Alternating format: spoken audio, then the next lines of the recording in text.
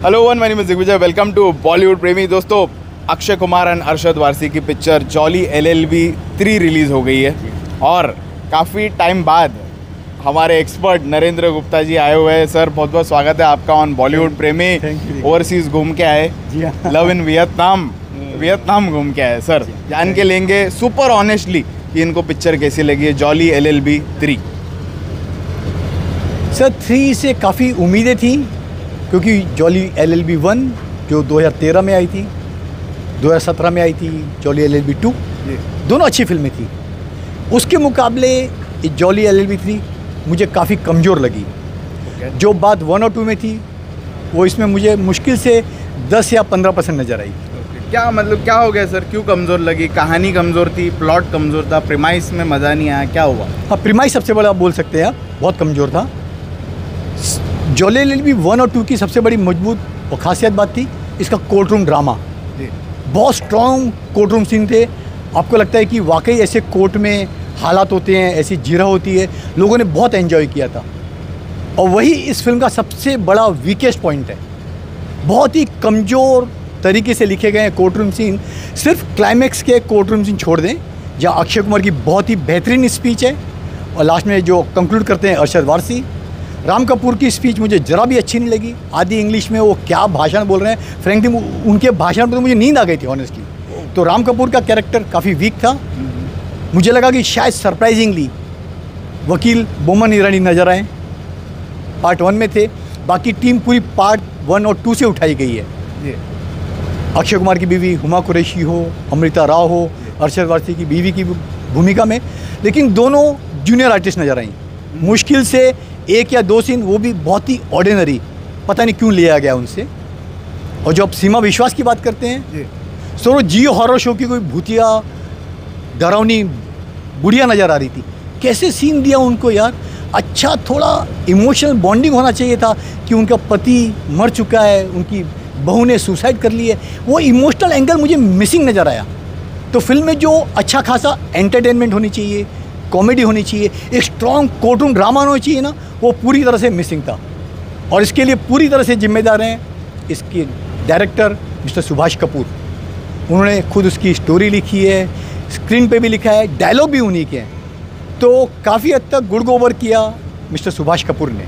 Okay, मतलब direction आपको पसंद नहीं आया, स्क्रीन प्ले भी गड़बड़ कर दिया है पूरा। सर, स्क्रीन पे जो लैंड का मुद्दा है आम आदमी कनेक्ट नहीं कर पाता।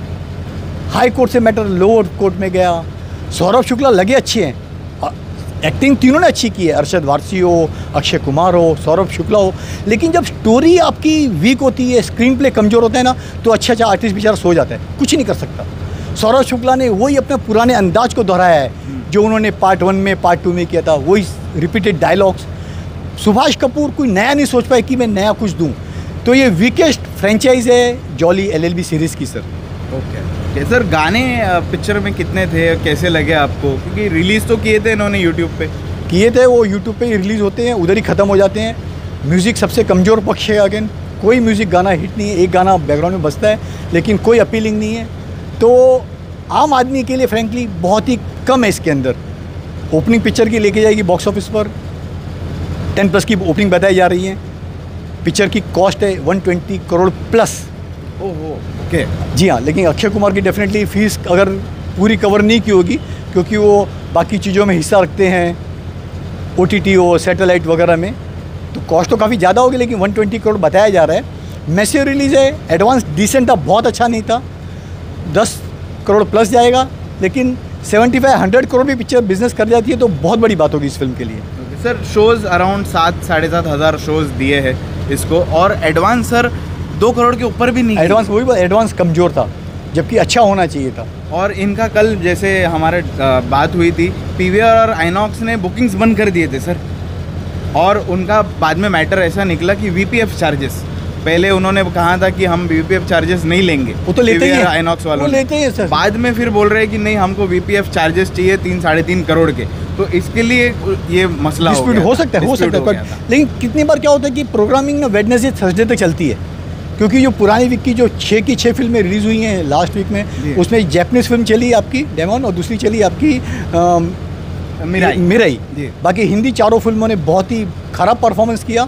100 करोड़ की लागत से बनी थी, मुश्किल से 10 करोड़ की रिकवरी होगी, मेकर्स के पास आएंगे 4 करोड़, तो 95 करोड़ प्लस का लॉस है जो लास्ट वीक की फिल्में थी। उम्मीद थी कि जॉली एलएलबी बहुत ही अच्छी बनी होगी, मैं बहुत पॉजिटिव उम्मीद से गया था फिल्म देखने, लेकिन मुझे फ्रैंकली निराशात लगी। उम्मीद थी कि 2 जॉली साथ में आए तो डबल धमाका होगा। सब प्रॉब्लम पिक्चर उधर ही गिर गई। लोगों को लगा था कि दोनों के आपस में कोर्ट में झीरा के सीन होंगे, लोगों की फाइट होगी, लेकिन जब दोनों जॉली मिल जाते हैं ना, पिक्चर खत्म हो जाती है। और आपको उम्मीद थी कि चलो जो दूसरा वकील आएगा जो इन दोनों से लड़ेगा एक बहुत ही अलग स्तर का होगा, लेकिन बैठा दिया मुटल्ले अपने बेचारे राम कपूर को, निराश किया राम कपूर ने। आधी इंग्लिश में बात कर रहे हैं। प्रॉब्लम था जैसे मैंने बताया, सब्जेक्ट डाइजेस्ट नहीं हुआ, कॉमेडी पिक्चर में मिसिंग है। कुछ जगह आपको नज़र आएगी कॉमेडी या कोर्ट रूम सीन, बाकी इन टोटलिटी में फिल्म मुझे निराश करती है सर। ओके। एंड सर जैसे आपने कहा कि 120 करोड़ का बजट है, जी हाँ, तो समझो अक्षय ने जो भी राइट्स ले लिए तो थोड़ा बजट कम हो जाएगा पिक्चर का, तो कितना रिकवर करना चाहिए बॉक्स ऑफिस से पिक्चर, तो फिर पिक्चर हम हिट के कैटेगरी में बोल पाएंगे? सर जैसे मैं बार बार बोलता हूँ, जो टोटल बॉक्स ऑफिस कलेक्शन होता है ना, उसका 40% ही मेकर के पास आता है। अगर फिल्म 150 करोड़ करती है तो 60 करोड़ के आसपास की रिकवरी है। तो आपको लगता है कि ये फिल्म हाउसफुल 5 के ऊपर जाएगी? जबकि हाउसफुल 5 में साजिद भाई ने फेकम फाकी करके कुछ भी कलेक्शन दिखाया था। बागी में भी बोलते हैं 50% कलेक्शन ज़्यादा है, 50 करोड़ भी टच नहीं हुआ 2 वीक के बाद में। पिक्चर 75 लैक्स में ख़त्म हो गई थी थर्सडे के दिन। तो अब फेंकिए कुछ भी, ये लोग अपने पैरों पे मेकर खिलाड़ी मार रहे हैं। रॉन्ग कलेक्शन दिखा के आर्टिस्ट को लगता है कि वो हिट फिल्म दे रहे हैं, लेकिन हिट नहीं, वो इंडस्ट्री को बर्बाद कर रहे हैं ऐसे लोग गलत कलेक्शन दिखा के। ओके। चलिए फिर भी उम्मीद यही रखेंगे सर कि पिक्चर चले बॉक्स ऑफिस पे, एक डिसेंट बिजनेस करे। कि आप कोई बम्पर हिट या सुपर हिट फिल्म की इससे उम्मीद नहीं कर सकते सर, क्योंकि पिक्चर रिपीट वैल्यू नहीं है, एक अच्छा खासा मनोरंजन नहीं है, तो एक ड्राई फिल्म लगी मुझे। ओके चलिए, थैंक यू बोलना चाहूँगा नरेंद्र जी आपके सुपर ऑनेस्ट रिव्यू के लिए। अब मिलेंगे सीधा बॉक्स ऑफिस इनसाइड रिपोर्ट जानने के लिए कि कैसा परफॉर्म किया है इस पिक्चर ने after the 3 days। Thank you so much sir. Thank you.